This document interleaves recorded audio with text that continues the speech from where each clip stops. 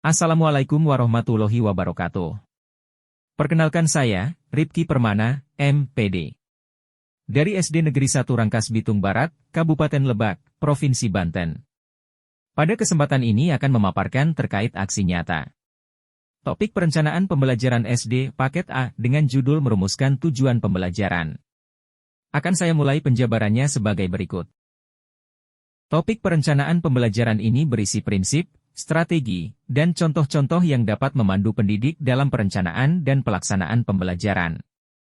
Selain itu juga meliputi aktivitas merumuskan capaian pembelajaran menjadi tujuan pembelajaran dan cara mencapai tujuan pembelajaran tersebut.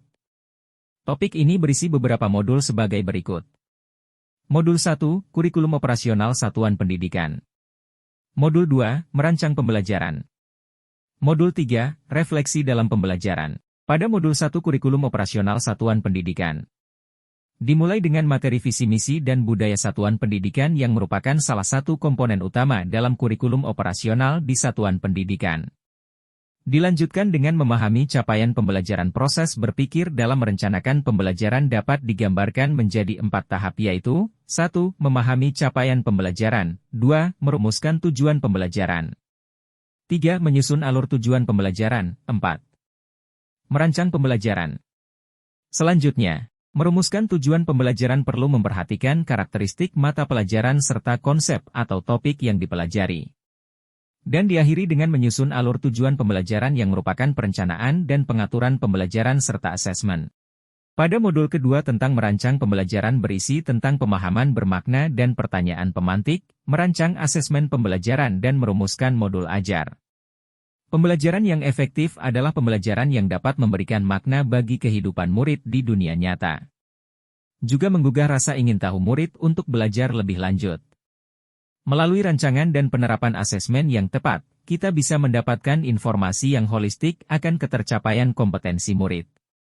Informasi ini bisa digunakan oleh guru untuk perencanaan pembelajaran selanjutnya. Adapun komponen modul ajar minimal terdiri dari 1. Tujuan pembelajaran 2. Langkah kegiatan pembelajaran 3. Rencana asesmen awal pembelajaran 4. Rencana asesmen di akhir pembelajaran 5. Media pembelajaran.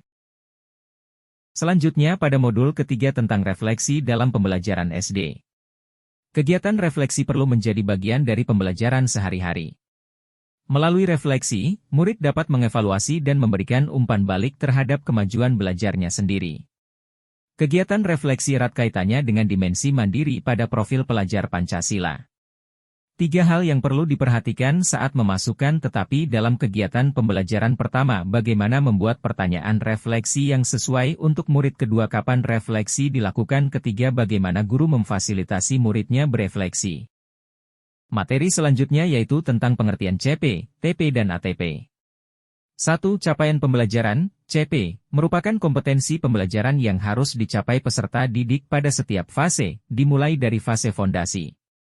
2. Tujuan pembelajaran adalah deskripsi pencapaian 3 aspek kompetensi, yakni pengetahuan, keterampilan, dan sikap, yang diperoleh murid dalam satu atau lebih kegiatan pembelajaran. 3. Alur tujuan pembelajaran, ATP, adalah rangkaian tujuan pembelajaran yang tersusun secara sistematis dan logis di dalam fase pembelajaran. 7 prinsip dalam penyusun ATP. 1. Sederhana dan informatif. Artinya pemusahan ATP dipahami oleh penulis sendiri maupun pengguna pembaca. 2. Esensial dan kontekstual. Memuat aspek pembelajaran yang sangat mendasar atau penting. 3. Berkesinambungan. Saling terkait dan merupakan capaian secara runtut, sistematis, dan berjenjang. 4. Pengoptimalan 3 aspek kompetensi, yaitu pengetahuan, keterampilan, dan sikap yang berjenjang selaras dengan tahapan kognitif serta dimensi pengetahuan. 5. Merdeka belajar. Merdeka berpikir dan bertindak dalam ranah akademis dan bertanggung jawab, memfasilitasi, menginspirasi kreativitas, mengoptimalkan peran dan kompetensi guru. 6. Operasional dan aplikatif. Rumusan ATP memvisualisasikan dan mendeskripsikan proses pembelajaran dan penilaian secara utuh. 7. Adaptif dan fleksibel. Sesuai dengan karakteristik mata pelajaran, karakteristik siswa, dan karakteristik satuan pendidikan. Selanjutnya merupakan contoh HTP di fase C yang di dalamnya ada 4 elemen dan capaian pembelajaran yang dijabarkan. Elemennya diantaranya yaitu menyimak, membaca dan memirsa, berbicara dan mempresentasikan, serta monitoring performance. Dalam setiap capaian pembelajaran ini berisi tentang capaian-capaian yang akan dan harus dikuasai oleh siswa nantinya. CP dalam fase C, tentang mata pelajaran IPAS. Pada fase C peserta didik diperkenalkan dengan sistem, perangkat unsur yang saling terhubung satu sama lain dan berjalan dengan aturan-aturan tertentu untuk menjalankan fungsi tertentu, khususnya yang berkaitan dengan bagaimana alam dan kehidupan sosial saling berkaitan dalam konteks kebinekaan. Peserta didik melakukan suatu tindakan, mengambil suatu keputusan atau menyelesaikan permasalahan yang berkaitan dengan kehidupan sehari-hari berdasarkan pemahamannya terhadap materi yang telah dipelajari. Elemennya yaitu tentang pemahaman IPAS, sains dan sosial.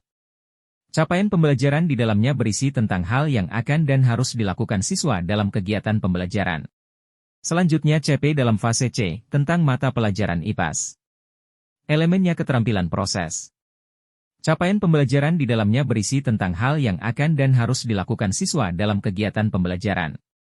Diakhiri dengan tujuan pembelajaran deskripsi pencapaian 3 aspek kompetensi, yakni pengetahuan, keterampilan, dan sikap, yang diperoleh peserta didik dalam satu atau lebih kegiatan pembelajaran. Selanjutnya CP dalam fase C, tentang mata pelajaran IPAS.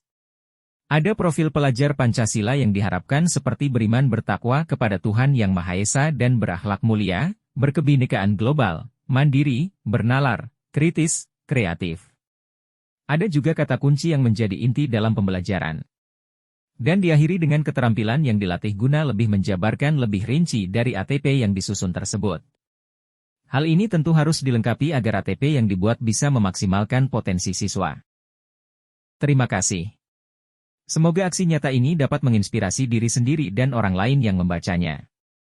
Terkait sharing dan diskusi silahkan hubungi kontak sosial media di bawah ini. Mohon maaf bila terdapat banyak kekurangan. Salam hangat. Ripki Permana. Wassalamualaikum warahmatullahi wabarakatuh.